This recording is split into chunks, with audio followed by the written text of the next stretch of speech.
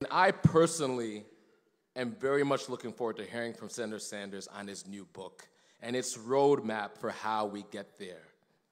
So please, everyone, a huge New York round of applause for the one and only Senator Bernie Sanders.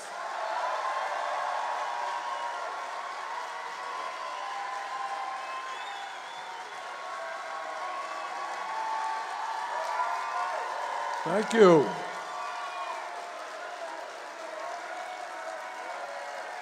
Thank you.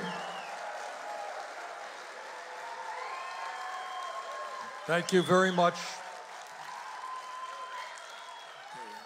Let me thank all of you for coming out, and let me thank Maurice for the introduction and for the great work that he is doing. What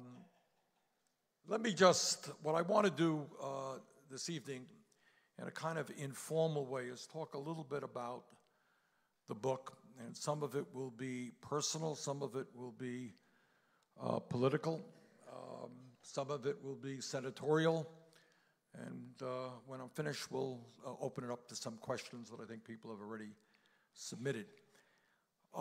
In a sense, this book is a sequel to the first book that I wrote, which is talked about the campaign of 2016. And what this book does is pick up kind of right at the end of that. And the first chapter deals with a meeting that I held in Washington, D.C. With Hillary Clinton and her staff. And what that meeting was about, the campaign had come to an end. We had run very hard in California, which was very important to us.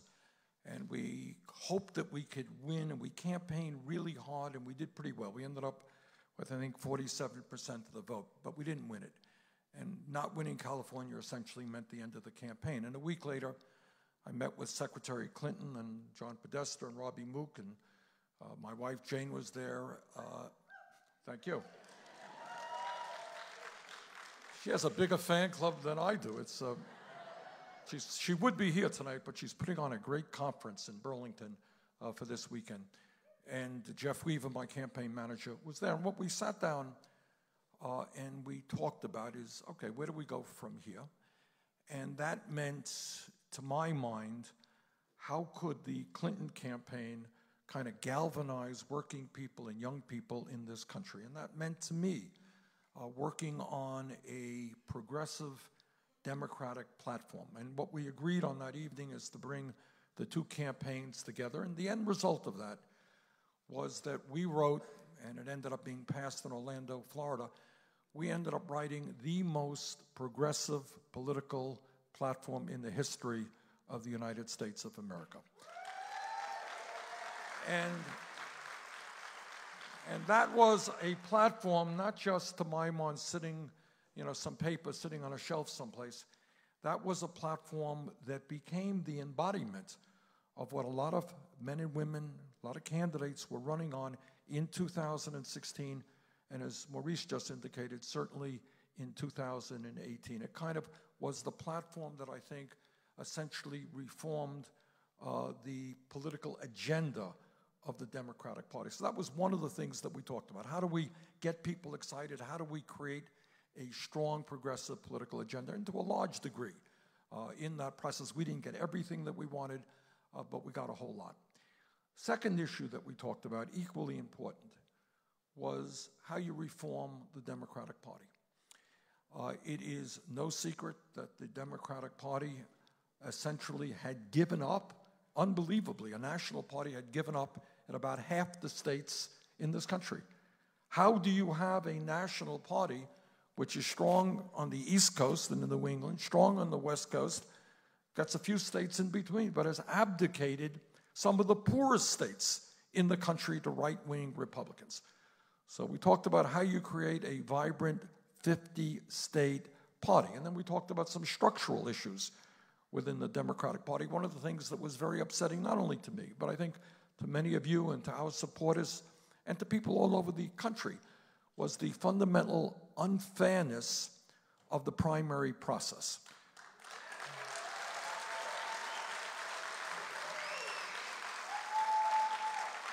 it is very hard for anybody to defend, and I think Hillary Clinton chose not to defend it. A situation where one candidate in 2016, in this case Secretary Clinton, started the campaign off with 500 superdelegates. All right? And, essentially what that meant is that before the first ballot was cast by the general public in Iowa in early 2017, she already had 500 superdelegates. And it is very hard to defend that, and she chose not to defend that, to her credit. And what happened is we put together a committee which met and argued and argued. But the end of it is, I think many of you know, is that a number of months ago, the Democratic National Committee voted to end superdelegate voting on the first ballot.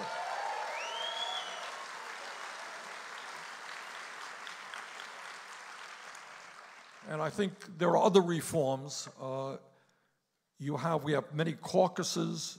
And by the way, when we talk about reforms, I hope many of you know that right here in New York State, you have one of the most reactionary election processes in the entire country.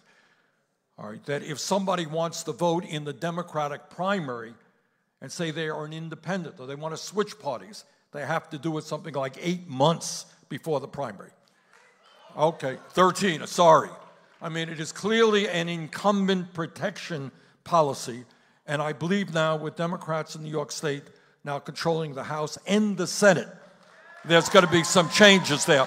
But please keep your eye on that issue. It is very important. We talk about voter suppression all over the country and Republican governors doing their best to make it hard for people of color or poor people to vote. Keep your eye on New York State and help change what goes on here as well.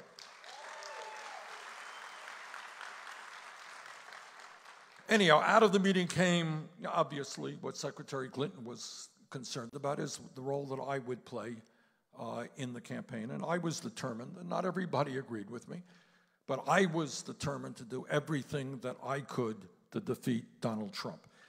And the result of that was that over a 3-month period, I traveled to 13 states, the battleground states. I held 39 rallies and events for Secretary Clinton and other Democratic candidates. I worked as hard as I could to make sure that we defeated Trump and that Clinton was elected president. And I remember, and I write about this in the book, the election was on November 8th, and I was on a plane coming back from, I think, Las Vegas. I was out in the Southwest campaigning. And we came back, and I was on the plane, and we were talking. And I was saying, based on the recent trip, I had been in Iowa, and I had a bad feeling. I had been all over Iowa during my campaign. I knew the state a little bit, but when I was there campaigning for Clinton, I just did not have a good feeling. And then we did a very good rally. Clinton and I did a very good rally in Raleigh, North Carolina. And it was a beautiful evening. There were 5,000 people out, a very diverse crowd. I felt good. But then I learned that just right at the same time, Trump had done a rally in North Carolina. We had a much, much larger crowd. So I was, very nervous about the election. And I remember coming back saying, I think Clinton is going to win. But I think, maybe it's a 3-to-1 shot that she'll win, but there is a possibility that Trump would win. And my wife, who, of course, as you know, is smarter than I, she thought that actually Trump would win. And then back home, what we usually do on election night, we have a few friends and family over, and we watch the returns. And it was a very, very difficult night, I know, for millions of people, you and me. And I watched the returns come in. And usually what we do in Burlington, Vermont is, as the evening progresses, I would go downtown. The Democrats have an event, and I always go to it and say a few words and speak to the media and so forth. On that night, for the first time, I just couldn't leave the house. And I was really quite depressed and was asking myself what millions and millions of Americans were also asking, and that is, how could a man who was a pathological liar, who was a sexist, and we saw his attitude toward women unfold during the campaign, a racist, a xenophobe, a homophobe, and a religious bigot, how could this man be elected President of the United States. But it was clear to me, that it was not good enough to be depressed and upset about it. We had to sit down and figure out where we go from here, which is essentially what the title of the book is. And, we had to deal not only with the Trump presidency, there was some hope. And I worked very hard on this, raised a lot of money on this to elect a Democratic Senate. We failed in that as well. So we came back to Washington with Donald Trump as president, with right-wing Republicans running the House and the Senate. And that was very difficult. And it was clear to me, and I think to millions of other people, that our option was not simply to live in despair, but as Maurice indicated, it was imperative that we stood up and that we began the long, hard fight of taking on Trump and right-wing Republicanism.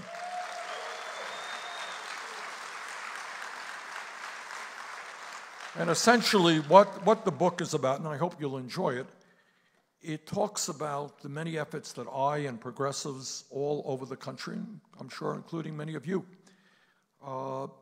participating, the efforts that we made over the last 2 years to oppose Trump's ugly right-wing politics and to work to create an economy and a government that represents all of us and not just the 1%. And clearly, as Maurice mentioned as well, the goal that we have is to do exactly the opposite of what Trump is trying to do every single day. He thinks it is to his political benefit to divide this country up based on the color of our skin, based on where we were born, based on our religion, based on our gender, based on our sexual orientation, divide us up. And our approach is obviously exactly the opposite. It is bringing our people together to stand up and fight for a progressive agenda.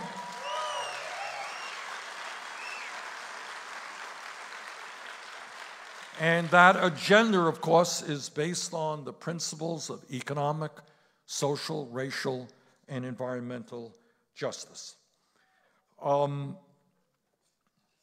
So that we had a hell of a big job in front of us, and I had to make a decision as to whether or not I wanted to become part of the Democratic leadership. And I was ambivalent about it because there are pluses and there are minuses, but I ended up deciding to do it because the position that I took was kind of outreach director for Democrats in the Senate. Because what I believed then and what I believe now is Democrats cannot continue to do what they had done for a long time, and that is run an inside-the-beltway strategy. You had to take the fight to people all over the country and build up strong grassroots activism.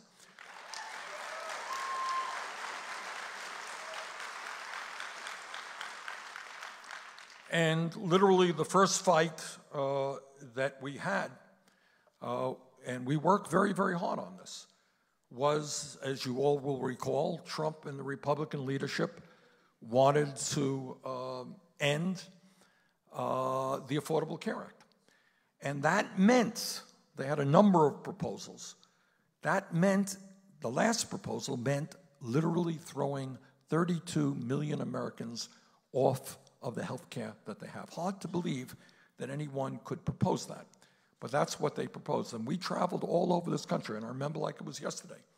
In the beginning of this process, we went to Macomb County, Michigan. And that had been a county that Obama had won but swung to Trump. And it wasn't an accident that we went there. And we had a huge rally with about 8,000 people. It was a cold day. People were outside.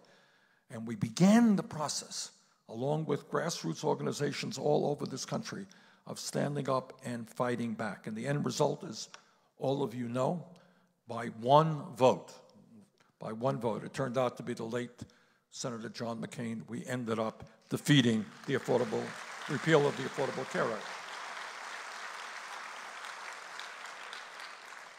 We also worked very hard to end the disastrous so-called tax reform bill which, as you know, provided $1 trillion in tax breaks to the top 1%.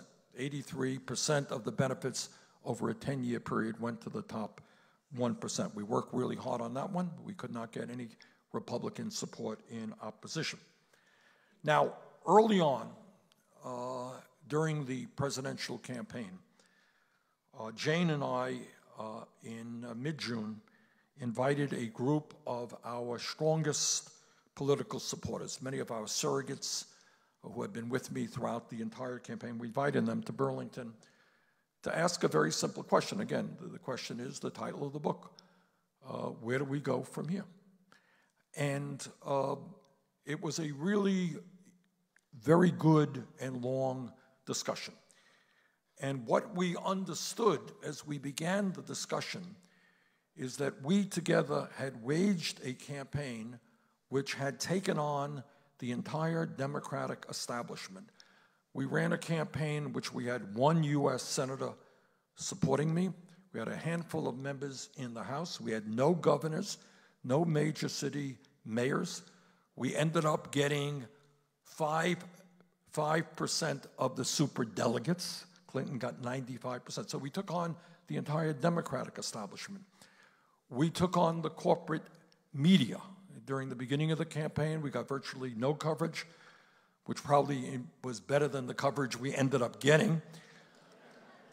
And with hundreds of daily newspapers around America, we ended up getting the endorsement of one newspaper. Thank you, Seattle Times.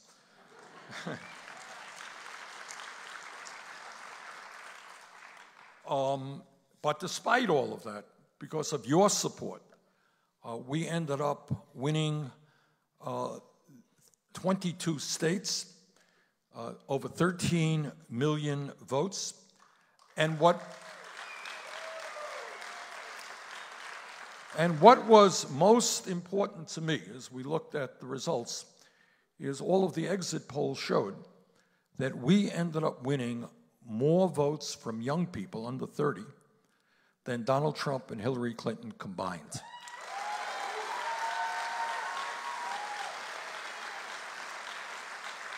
And I think that word went out. It went out all over the country that the future of American politics is with us and our ideas.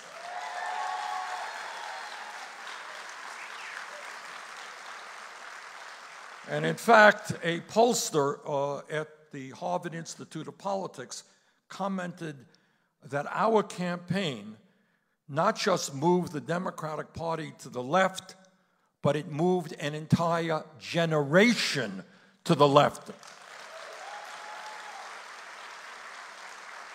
And what is that about? What that is about is a very simple principle. The truth is that if you watch television, if you read the papers, if you listen to most politicians, some of the very most important issues, like who owns the country, about the nature of a corrupt campaign finance system, about the massive level of income and wealth inequality that exists in this country. Those issues and many more are virtually not discussed. And it turned out that when we were able to run a strong grassroots campaign in every state in this country, when you start talking about those issues, lo and behold, the American people start nodding their heads and say, yeah, that makes a lot of sense. It makes a lot of sense that we should not be the only major country in the world not to guarantee health care to all people.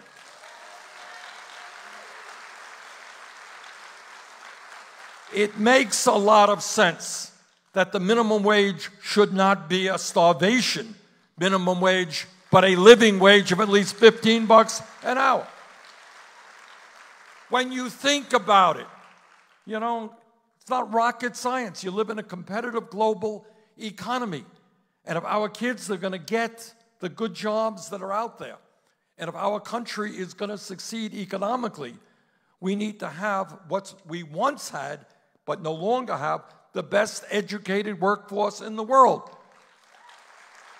Not a radical idea, which leads us to the obvious conclusion that free public education from K to 12 is not good enough. We've got to make public colleges and universities tuition free.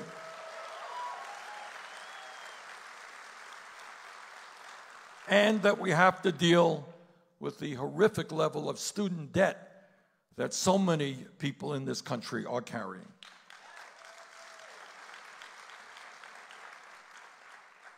In any case, we sat down and we talked.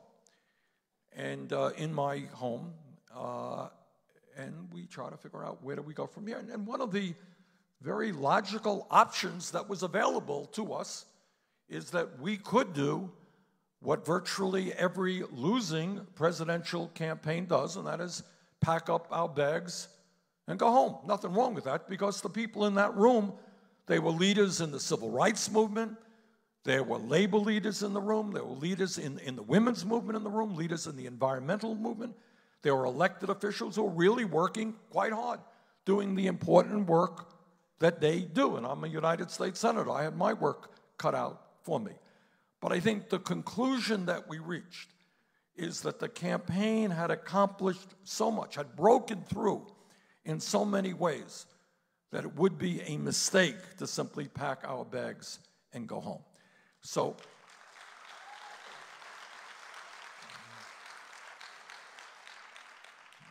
and what we concluded is that what we had to continue working on were the two major tenets of what our campaign and the political revolution were about, two major tenets. Number one, the fight for a progressive agenda, the need for the American people to think big, not small, to look at what the wealthiest country in the history of the world could actually accomplish, all right? And in that regard, as I'll touch on in a minute, we have had an incredible amount of success, frankly, much more than I dreamed that we would have. You look at the polling out there.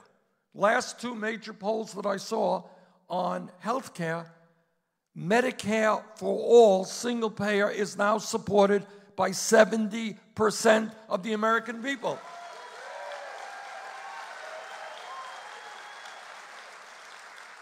And I want you all to remember, 3 years ago, virtually nobody was talking about it.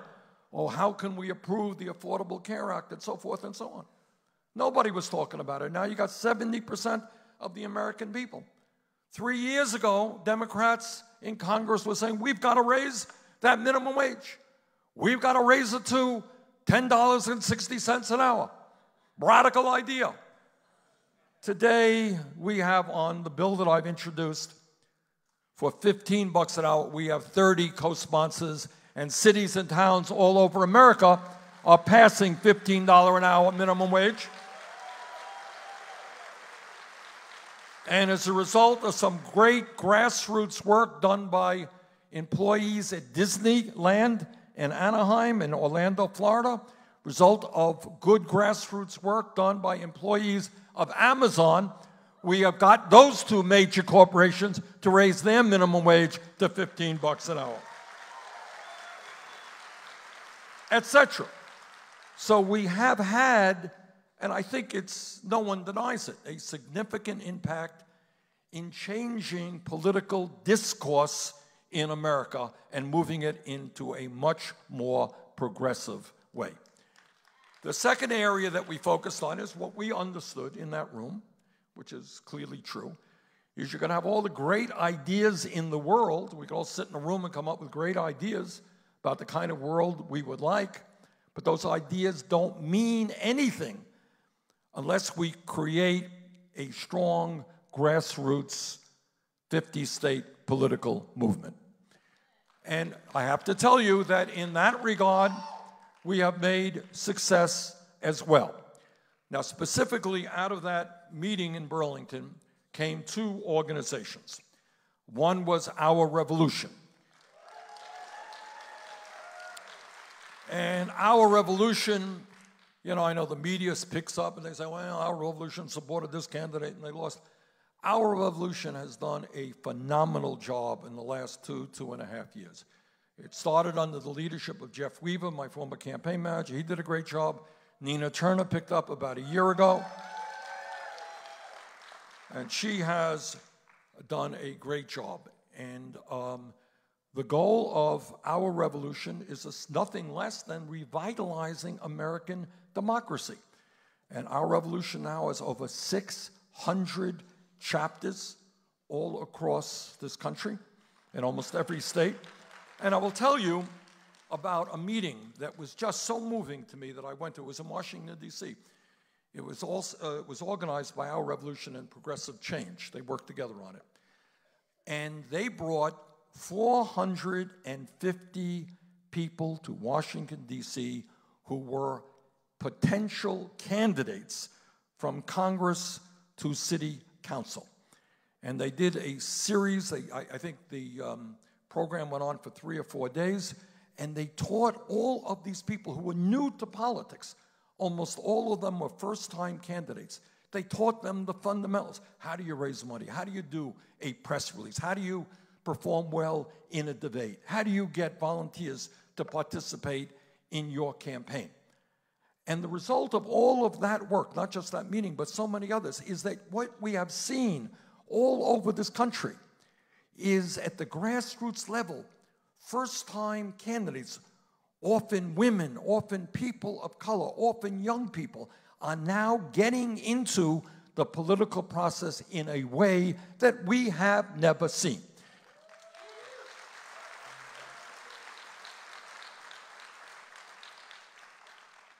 And the second, so out of that meeting came the idea to form Our Revolution. And the other idea that we had was the need to continue our educational efforts. And I want to make this point.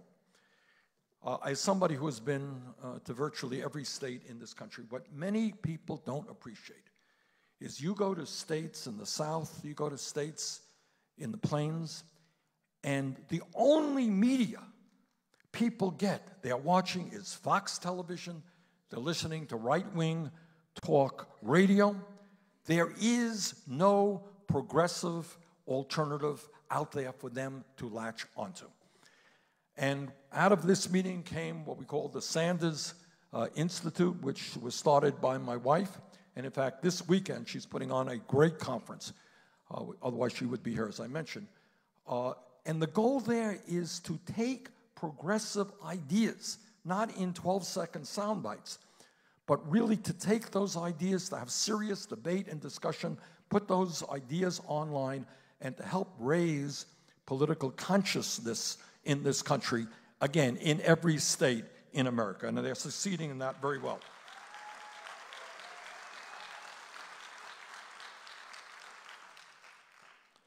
So, the results, I think, of the last couple of years, have been quite impressive. I think we have changed political debate in America in a very significant way. There is a record number of new members of Congress who are going to fight for Medicare for all, who are going to fight for a $15 an hour minimum wage, free tuition at public colleges and universities, and who understand what the President of the United States tragically does not understand, is that climate change is very, very real.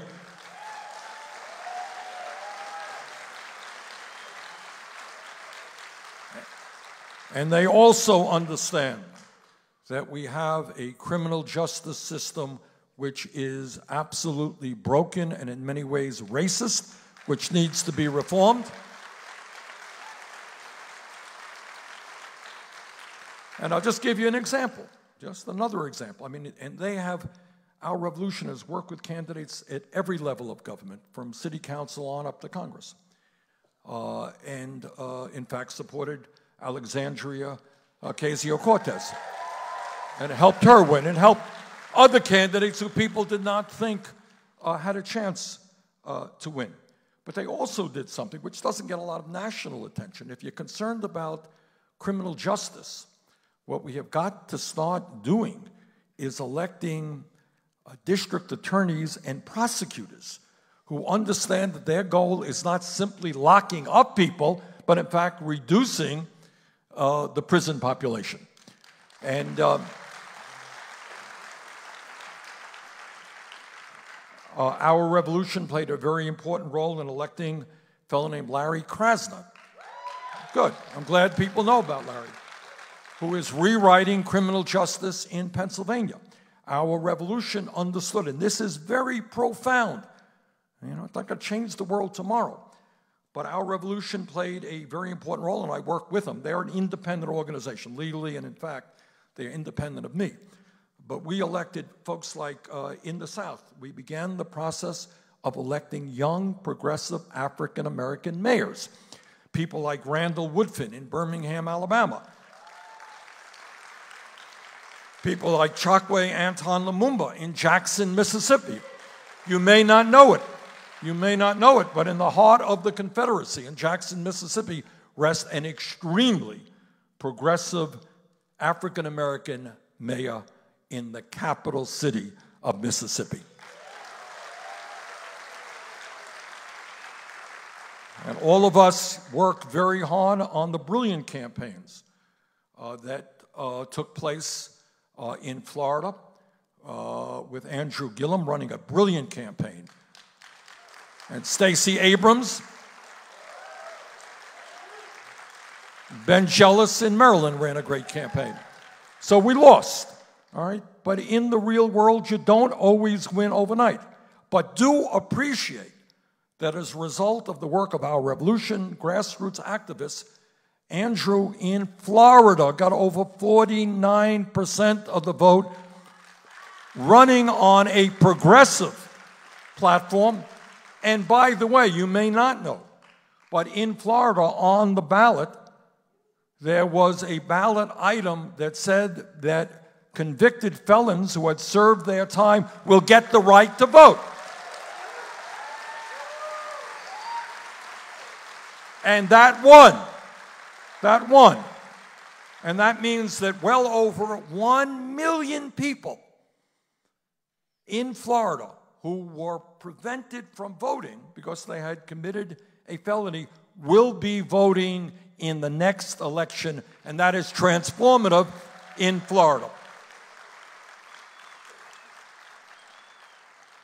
And our revolution, and I and many of you, have taken on Trump's xenophobia and his hatred of immigrants, and we have worked very hard with great candidates to fight for comprehensive immigration reform and a path towards citizenship.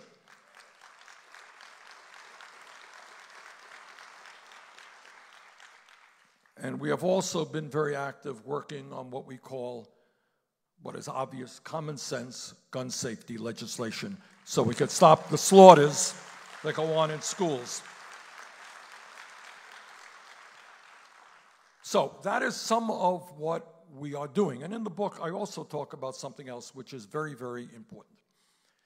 Clearly, to change the country, we need to bring people together around a progressive agenda. Clearly, to change the country, we need to revitalize American democracy and not continue to have the lowest voter turnout of any major country on earth. And we should be very proud that in 2018, the election a couple of weeks ago, we had the largest voter turnout in the modern history of America. And voter turnout among young people actually soared. But having a progressive agenda, developing grassroots political activism is obvious. That's what we have to do. But we have to do much more than that. We have to deal with the realities of right-wing talk radio, with Fox television, with the Rush Limbaughs of the world, and so forth. And we have not gotten yet to anywhere near where we need to be. What I have been doing in my office is working very, very hard on social media, because I have believed from day one that it is very, very hard for us to talk about progressive ideas within the framework of the corporate media. It is very hard to go beyond the issue of the day. it is very hard to inject issues about income and wealth inequality to a media that really, for obvious reasons, is not particularly interested in hearing about that. It is hard to talk about the greed of the pharmaceutical industry when you see constant bombardment on TV of one ad after another from the drug companies. Hard to do. So what we have tried to do in our office, with some success, is develop our own social media. And this is the result of a lot of hard work by some great people, young people, in my office. And right now, we have over 7 million followers on our Senate Facebook.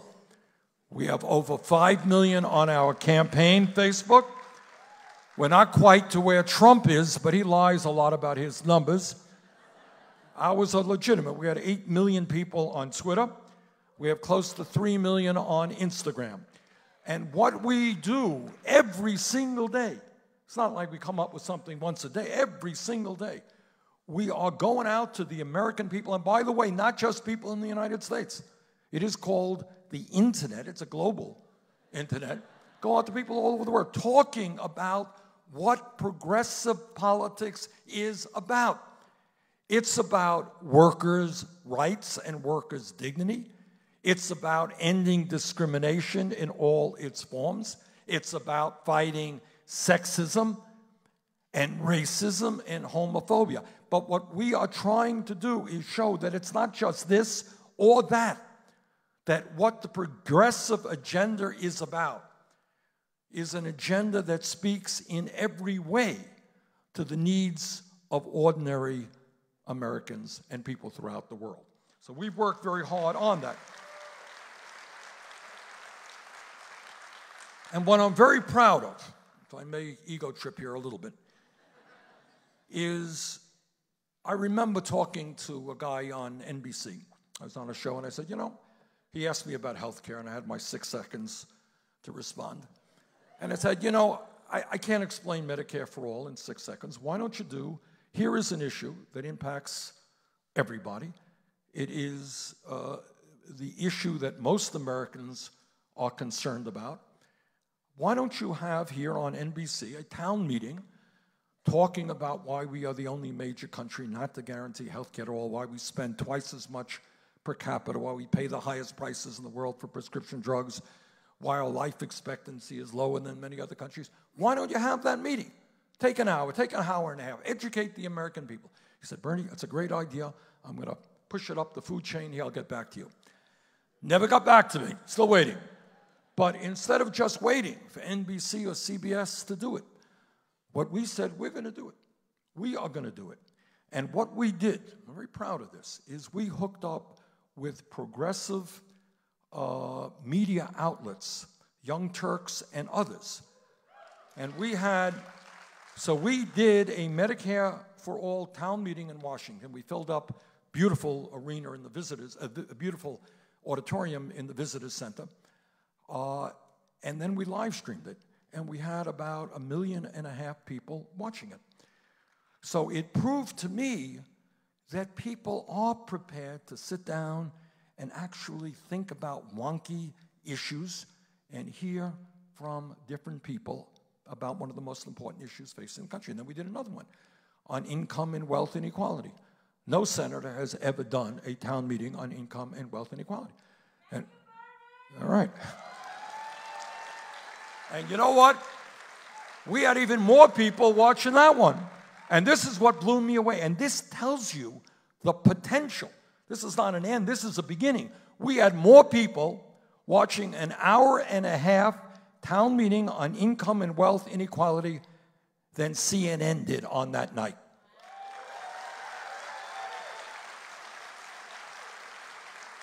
Now, we didn't have as many as Fox did. MSNBC beat us, but that is not insignificant. And it tells me that if we can produce good, meaningful television on the issues that the American people care about, you know what? People do want to learn about those issues. And actually on Monday night, there's an issue out there which is another issue that by and large, corporate media, especially the television, has significantly downplayed. All of you are familiar with the report that came out last month from the Intergovernmental Panel on Climate Change. You're aware that 13 U.S. government agencies issued a report last week saying what everybody here knows to be true, that not only is climate change real, not only is it caused by human activity, it is already causing devastating problems. God, the horror of what we saw in California, at least 85 people died, billions of dollars in damage. Rising sea levels already impacting Alaska and Florida. The acidification of the ocean. Drought, floods, impacting migration of people all over the world, raising very serious national security issues. This is real, all right? What we are doing on Monday night is having a town meeting with some of the best environmentalists in this country on climate change. Please watch it. Monday night at 7 o'clock.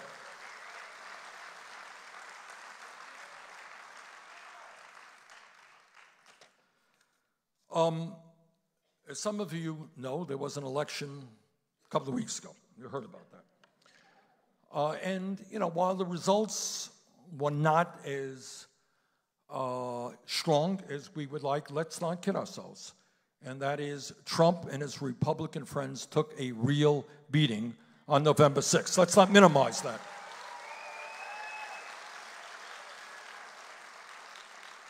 It is no small thing, and I travel all over the country along with many other people, trying to make this happen, that Democrats now control the U.S. Congress.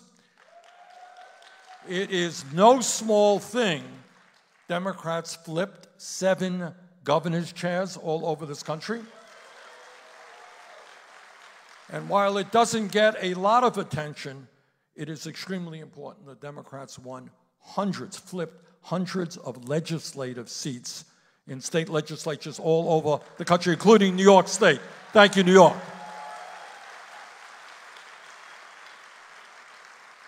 And I think the American people are going to be very, very surprised when they see what this new freshman class in the Congress is going to be about. The election has come and gone, and we did reasonably well. Where do we go from here? Well, I think 2 things. Clearly, that with Democrats controlling the House, what is terribly, terribly, terribly important is Democrats produce a bold agenda with a sense of urgency.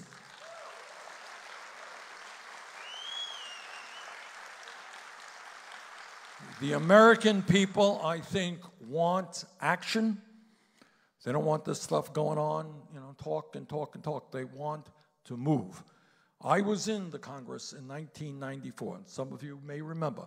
That was when Newt Gingrich came in with his contract in America. Now, I opposed everything in it. But what Gingrich did, Gingrich came in and he had a bold agenda and he moved it. We were working, 16 hours a day because he was pushing this stuff through. There's a lesson to be learned, and that is there's a lot of pain in this country right now. There are a lot of unfilled needs. We went through 2 years under Republican rule where virtually none of the most important issues facing our people was even discussed, let alone dealt with. So we have got to work in the Senate and the House with a sense of urgency and bring forth important legislation that speaks to the needs of working people. And now Republicans are going to be in the position which they have not been over the last 2 years. It's one thing not to do anything, but it is another thing to have to say no when legislation comes across their desk calling for health care for all, calling for raising the minimum wage, calling for transforming our energy system. And I have the feeling that some of them are not going to be all that happy. But our job is to move forward with a sense of urgency. Now, what does that mean?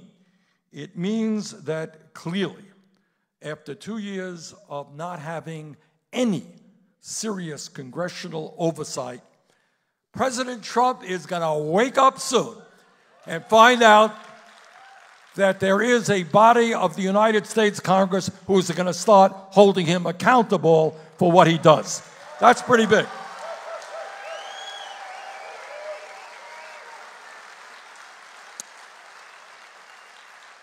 President Trump will not impede the Mueller investigation.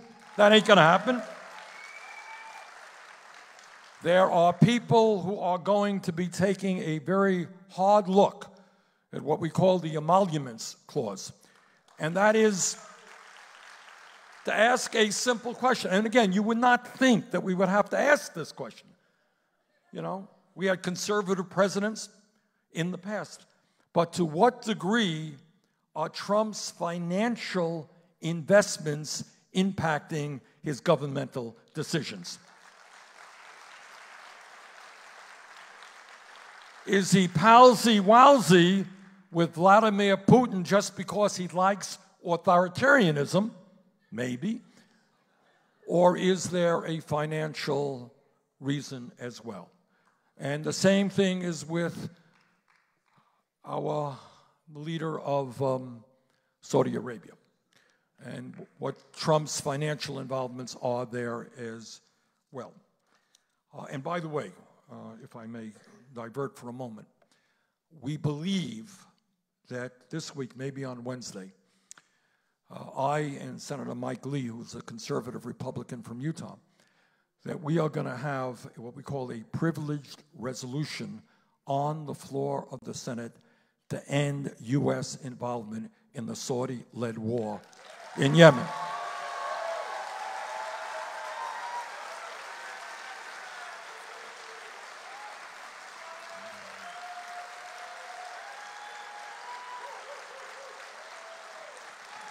And I know that Trump, as we speak, Trump and the Republican leadership are doing everything they can to defeat our resolution. I think we have the votes to win it. And I want you all to know that what's going on, the media doesn't talk about it too much, but what's going on in Yemen, which is, to start with, a very poor country, is one of the great humanitarian disasters in modern history. And we're talking about 85,000 children over the last several years who have already starved to death.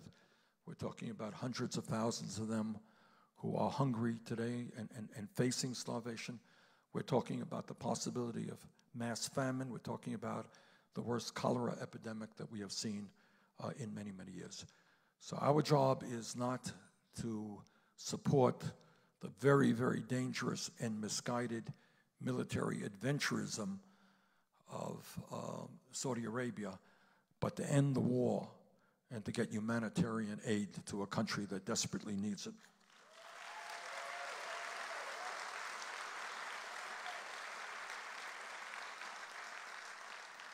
I think you're going to see investigations also into the disastrous Trump administration response to the tragedy in Puerto Rico, to the hurricane there.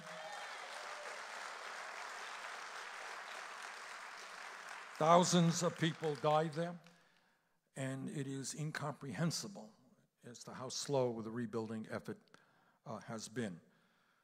I think you're going to see some serious investigation about the use of the United States military on the southern border of this country for political purposes.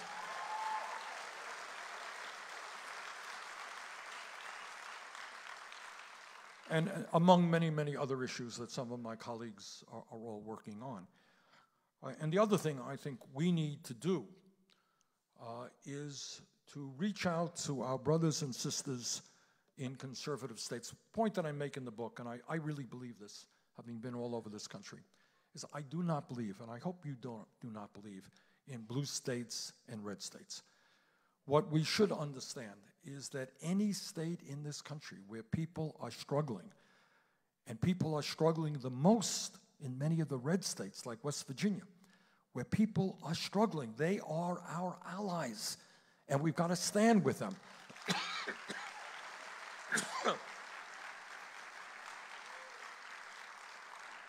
And I think that as part of that process, what we need to do is expose Trump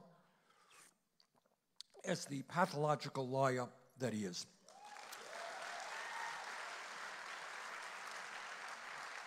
And I don't mean, really is, we take it for granted that, stop for a moment. We take it for granted, but think how embarrassing and awful it is that we have a president of the United States who nobody believes. It doesn't matter what he says, because odds are that it is a lie. And if it's not a lie, he'll probably change his mind tomorrow. All right? And we got to expose that. When Trump went and spoke to the American people during the campaign, he talked about health care for all. It was a lie. He tried to cut 32 million people off of health care. He talked about protecting Social Security, Medicare, and Medicaid. His budget called for massive cuts to Medicare, Medicaid, and Social Security. He talked about a tax bill that would not provide benefits to the wealthy. 83% of the benefits go to the top 1%.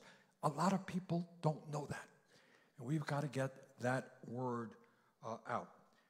But I think most importantly, what we have got to do is bring the people of this country together around an agenda that they already support. What Trump, we just went through a campaign. We just went through a campaign where hundreds of millions of dollars were spent on 30-second ads. Not one of those ads said, vote for Republican candidate X, because he's going to give tax breaks to billionaires and cut your Social Security, Medicare, and Medicaid.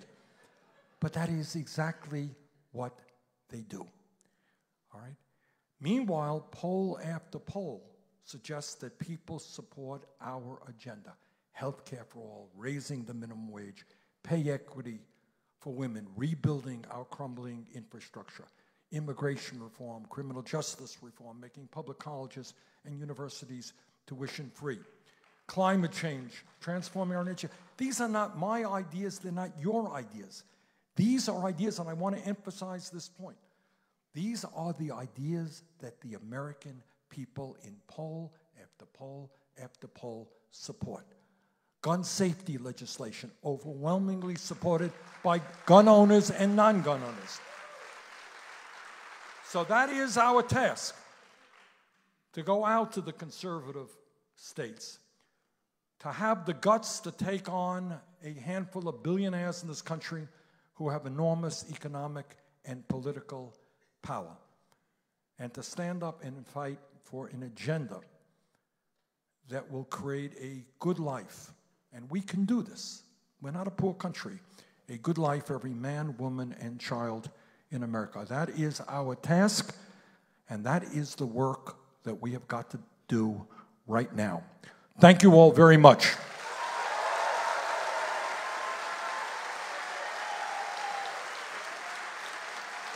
Let's give it up for Bernie. Thank you.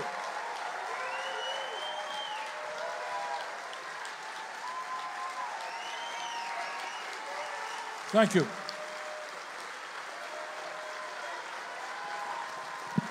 Thank you very much. Okay, I think we have a couple of questions, Maurice.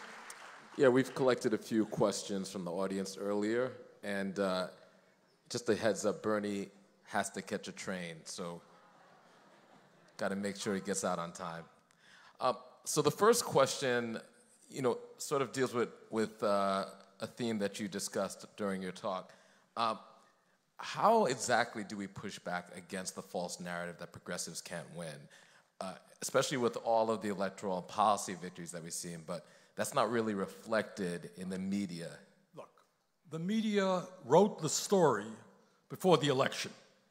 Do you think that the Washington Post is going to say, my God, this country is moving in a progressive agenda? We are great progressives winning all over the country, and that's the future of America? That is not what the establishment media will ever write. Okay, I take it as a badge of honor that during my campaign, in a one-day period, there were 16 negative articles against me in the Washington Post. It's an all-time world's record. So, but here is the fact, and here is the truth, that on all of these issues that we've talked about, the economic issues, the environmental issues, the criminal justice issues, the immigration reform issues. Did you know that 80% of the American people support legal status for the 1.8 million young people in the DACA program? 80%, not even close. Almost half of Republicans support Medicare for all.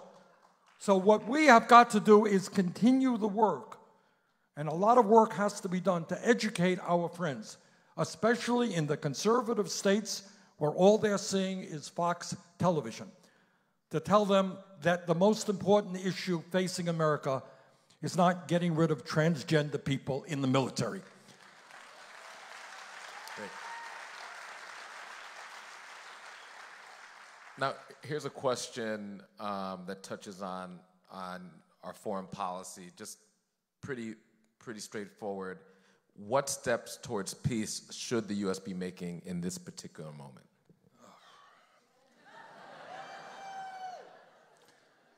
It is sad, and again, that we have, one of the reasons there was a fairly good appropriations bill that we fought for. Elizabeth Warren and I worked hard to make sure that child care was significantly funded, the Social Security and so forth. I voted against it, and I voted against it because it significantly increased military spending. And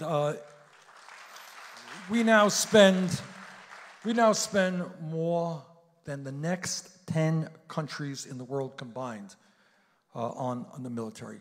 So I think, look, this week I'm focusing on ending this terrible war in Yemen, but I think what we need to do is to say to the world, unlike Trump, that we do not believe in authoritarianism.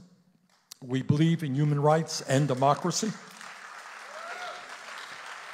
And that we are going to have leadership in this country which speaks for human rights and democracy. In the Middle East, I think the United States finally is going to have to play a level-handed, have a level approach toward the Middle East that cannot simply be pro-Saudi Arabia and pro-Israel. We need to have an even-handed approach. We need to bring, I worry very, very much. One of the tinderboxes in the world is the Middle East, that the United States is going to get sucked into a never-ending war between Sunnis and Shias, between Saudi Arabia and Iran. And we need to tell this part of the world that they're going to have to come together. We're not going to spend billions of dollars more. We're not going to see our young men and women get killed. We have to stand together, bring them together to work out a painful road to peace. They may not like it, but that's what we've got to do, I think. We're going to go back to domestic issues and take a question, a two-part question. So, first part, many European countries offer apprenticeship programs as an alternative to going to college. And what are your thoughts on doing something similar in the U.S.? Second question, what are the ways that we can improve America's infrastructure? Good. In terms of the first question, a very important question. Look, the truth is, not every person in this country wants to go to college. Not every person in this country is academically inclined. But many of those people do not now have the training they need to get the good jobs that are out there. They don't have the technical skills that they need. So when I talk about higher education, it's not just college. It's making sure we train people to be welders and carpenters, to do the various crafts work. There are good-paying jobs all over this country.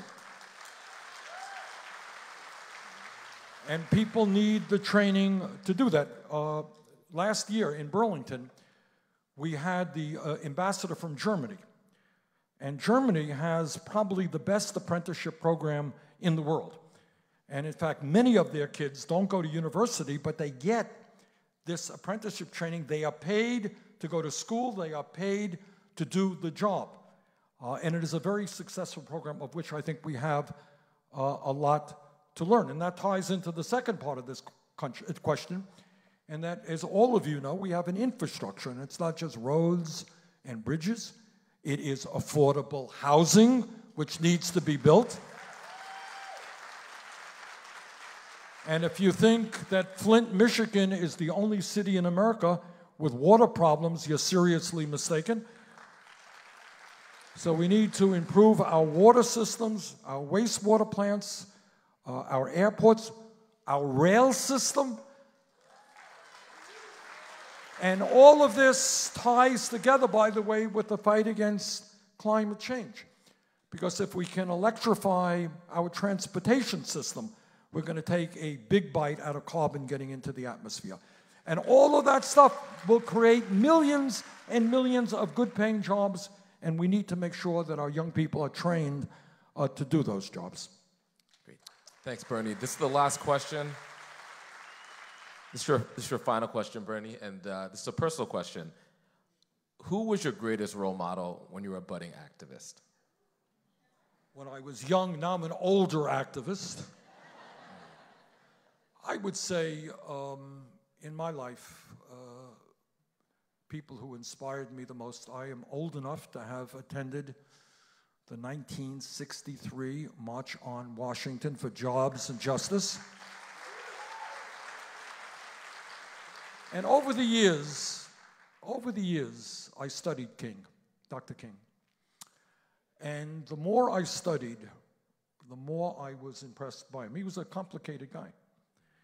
But he was not only a brilliant theoretician, but he was an extraordinary organizer. And he was a man of great courage. And the courage was not just his willingness to lead a march with people, threatening to kill him. That's pretty courageous. But he did something, Maurice, I know you know, and many people here know.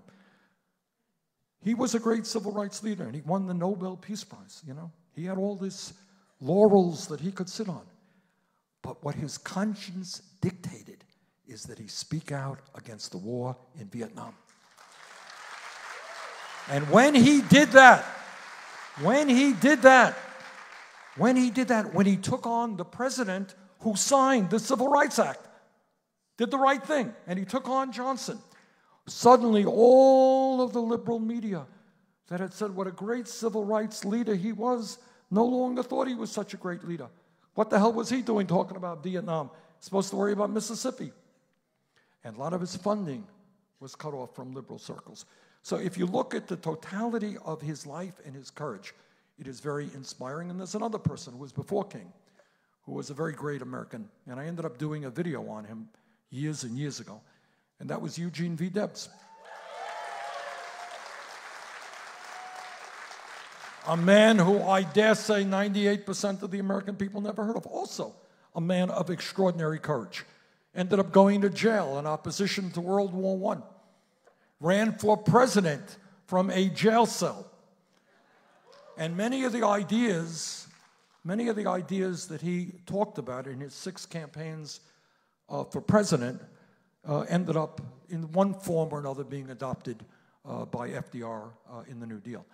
So those are 2 people that come to mind who are both, I think, courageous visionaries and extraordinary effective organizers. Thank you, Bernie. Give it up for Senator Bernie Sanders. Thank you all.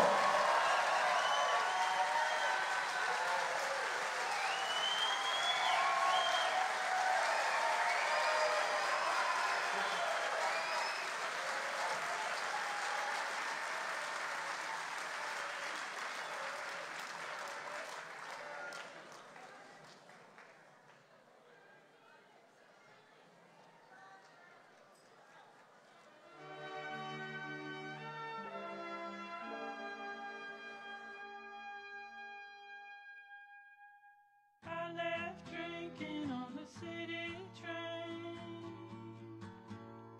to spend some time